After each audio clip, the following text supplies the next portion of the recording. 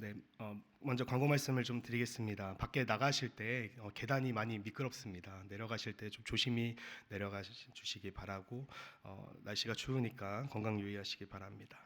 함께 말씀 보도록 하겠습니다. 요한계시록 19장 1절부터 8절의 말씀입니다. 오늘 리딩 지저스 순서를 따라 요한계시록 18장과 19장을 함께 통독하실 텐데, 그 가운데 19장 1절부터 8절의 말씀을 제가 한 절씩 교독하고 마지막을 같이 읽겠습니다. 이 일 후에 내가 들으니 하늘에 허다한 무리의 큰 음성 같은 것이 있어 이르되 할렐루야, 구원과 영광과 능력이 우리 하나님께 있도다.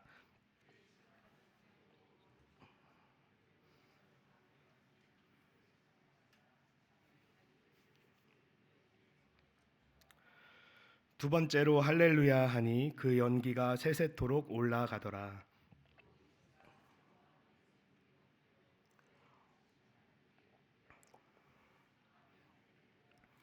보좌에서 음성이 나서 이르시되 하나님의 종들 곧 그를 경외하는 너희들아, 작은 자나 큰 자나 다 우리 하나님께 찬송하라 하더라.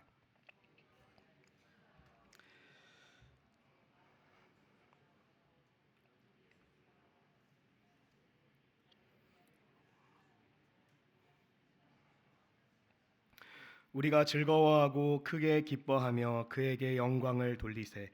어린 양의 혼인 기약이 이르렀고 그의 아내가 자신을 준비하였으므로 그에게 빛나고 깨끗한 세마포 옷을 입도록 허락하셨으니 이 세마포 옷은 성도들의 옳은 행실이로다 하더라. 아멘.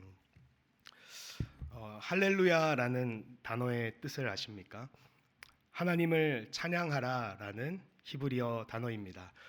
교회에서도, 오늘날 교회에서도 흔하게 사용되고 있고, 찬양의 가사에도 자주 등장하는 단어죠. 할렐루야라는 이 단어는 재미있는 것이 구약에서는 유일하게 시편에서만 등장을 합니다. 그리고 신약에서는 바로 오늘 우리가 읽었던 요한계시록, 그리고 그 중에서도 19장에서만 할렐루야라는 단어가 신약에서 등장합니다. 요한계시록 19장에서 할렐루야를 외치며 하나님을 찬양하는 이유는 무엇일까요? 1절의 말씀에 그 배경이 기록되어 있습니다. 사도 요한은 이 일 후에라고 1절의 말씀을 시작하면서 허다한 무리가 하나님을 찬양하는 시점에 대해서 소개하고 있습니다. 하나님을 찬양하는 이 찬양 직전에 있었던 이 일이라는 것은 17장과 18장에 등장하는 사건을 말합니다. 바로 바벨론의 멸망이죠. 요한계시록 17장과 18장은 큰 음녀 바벨론에 임할 심판을 선포하고 있습니다.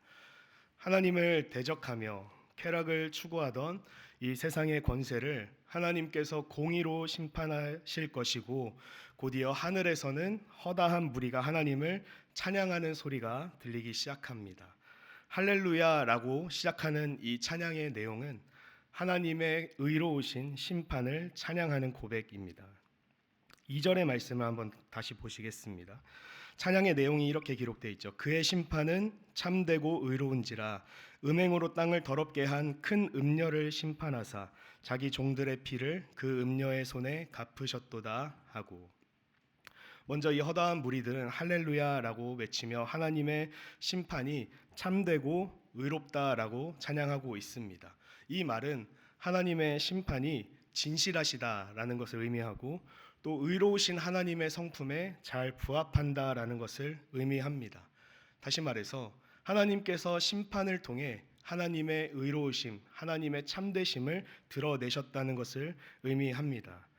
우리가 믿고 있는, 우리가 알고 있는 하나님은 언제나 진실하신 분이시며 또 한치의 오차도 없는 옳은 일을 하시는 분이시기 때문에 그분께서 행하신 심판이 의롭다고 찬양할 수 있는 것입니다.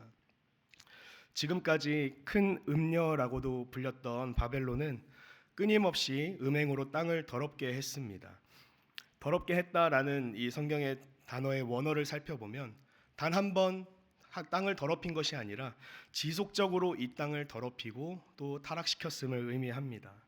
바벨론이 이 땅을 어떻게 더럽혔습니까? 이 세상이 하나님께서 창조하신 세상을 이 온 땅을 어떻게 더럽혔습니까? 온갖 거짓과 미혹으로 이 땅을 더럽혔습니다. 사탄이 아담과 하와를 거짓말로 또 눈에 보기 좋은 것으로 아름다운 것과 달콤한 속삭임으로 유혹한 것처럼 끊임없이 큰 음녀라고 불리는 이 바벨론은 이 땅을 미혹시키고 더럽혔습니다.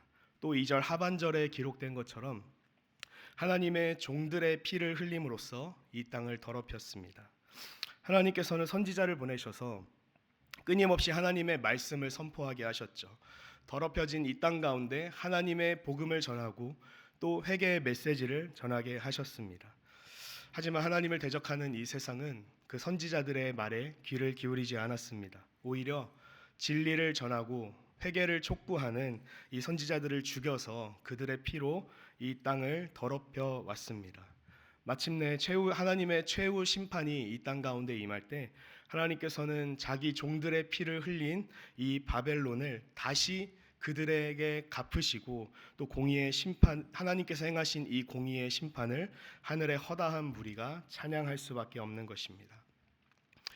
1절에서 할렐루야로 시작한 이 찬양은 3절에서 두 번째 할렐루야로 마무리됩니다. 그리고 허다한 무리가 하나님을 찬양할 때 마치 그 증거처럼 멸망한 무너진 바벨론의 연기가 세세토록 아주 오랫동안 하늘로 올라가는 것을 보게 됩니다.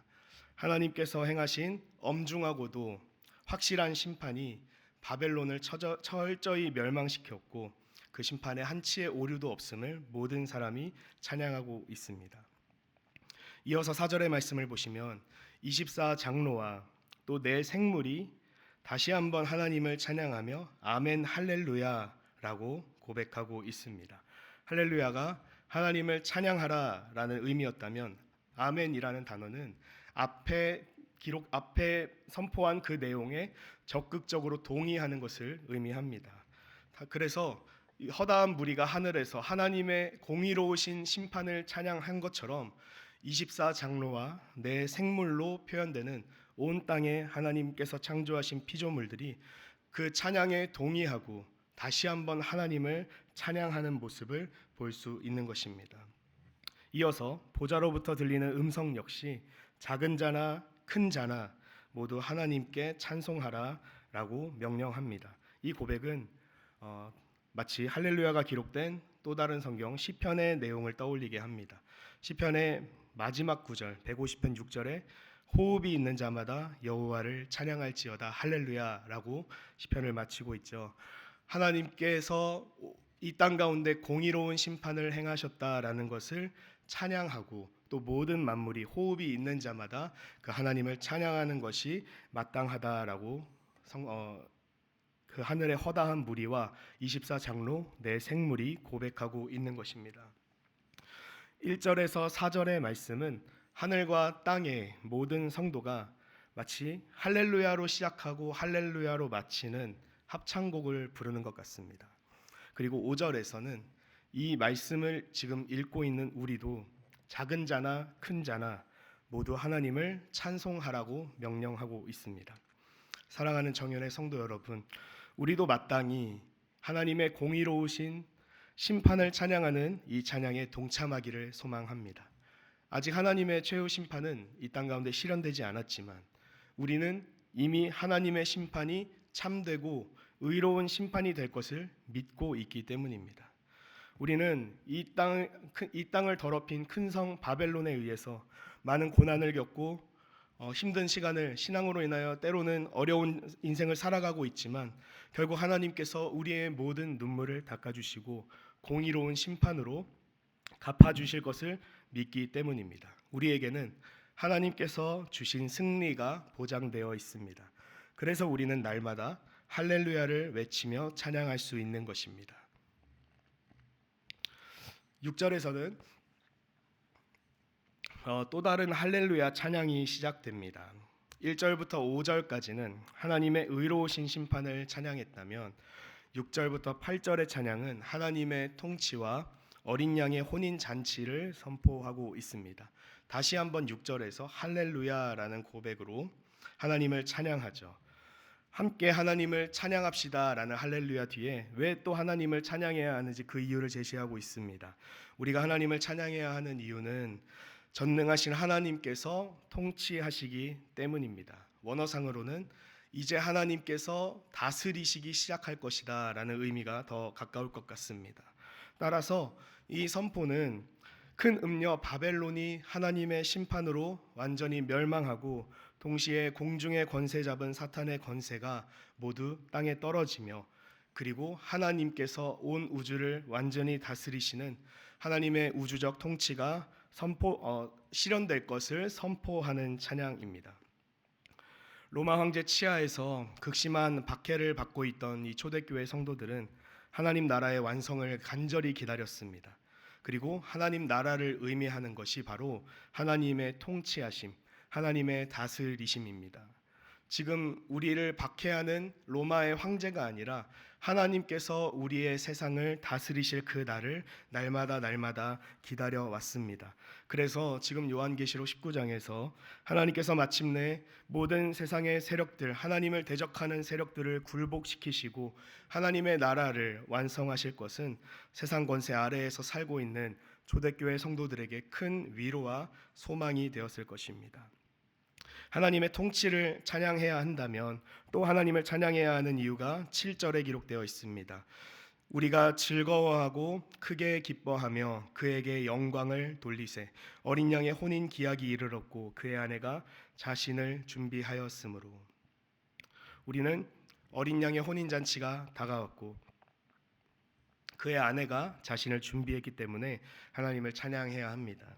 혼인잔치라는 이 단어를 이해하기 위해서는 유대인들이 가지고 있었던 독특한 결혼 풍습을 먼저 이해해야 합니다. 유대인들은 결혼하기 전에 남자와 여자가 신랑과 신부가 먼저 약혼식을 거행합니다. 그리고 일정 기간 각자의 집에서 떨어져서 살다가 비공식적 부부로 살다가 일정 기간이 지나면 결혼식을 통해서 정식으로 부부로 인정이 되는 유대인의 결혼 풍습이 있었습니다. 어린 양의 혼인잔치 기약이 이르렀다라는 7절의 말씀은 어린 양과 그의 아내가 약혼식 이후 떨어져서 지내다가 이제 공식적인 부부로 인정을 받을 결혼식의 때가 되었다는 것을 의미합니다. 요한계시록에서 어린 양은 예수 그리스도를 의미합니다. 그리고 그의 신부는 바로 교회를 의미합니다. 예수님께서 수많은 제자 앞에서 구름을 타고 승천하신 그때부터 교회는 아내가 정혼자 남편을 기다렸던 것처럼 예수 그리스도의 다시 오심을 기다려왔습니다. 그리고 깨끗한 세마포 옷을 입어 자신을 준비했습니다. 8절의 말씀을 보면 이 세마포 옷을 성도들의 옳은 행실이라고 말하고 있습니다. 옳은 행실로 번역된 디카이오마타라는 이 단어는 어떤 도덕적으로 착한 행동이나 선행을 의미하지 않습니다. 이 단어는 주로 법정에서 사용되는 단어로 의로움을 표현하는 데 사용됩니다. 즉 죄로 인해서 더럽혀진 상태가 아니라 예수 그리스도의 보혈로 죄 씻음을 받아 정결하게 된 성도들의 의를 의미합니다. 사도 요한은 예수 그리스도를 나의 구세주로 믿어 그 보혈의 능력으로 정결하게 된 성도들이 신랑 되신 예수 그리스도를 기다리는 모습으로 하나님 나라의 완성을 표현한 것입니다. 사랑하는 성도 여러분, 이 마지막 때를 살아가는 우리는 8절의 말씀처럼 깨끗한 세마포 옷을 입고 주님 오심을 기다려야 할 것입니다. 이 옷은 나의 어떤 종교적인 열심과 하나님 앞에 드러내기 위해 노력했던 노력이 아닙니다. 바로 나를 위해 십자가를 지시고 내 모든 죄의 문제를 해결하신 예수 그리스도로부터 전가된 의입니다. 그 은혜를 입은 우리는 날마다 주님의 오심을 기억하면서 기대하면서 주님께서 우리에게 주신 은혜를 기억하면서 예수 그리스도로 옷을 입고 주님의 오심을 사모해야 합니다. 어떤 찬양의 가사처럼 조롱하는 소리와 세상 유혹 속에도 주의 순결한 신부가 되리라 라는 이 고백이 마지막 때를 살아가고 또 주님의 오심을 기다리는 우리의 진실한 고백이 되기를 소망합니다. 함께 기도하겠습니다.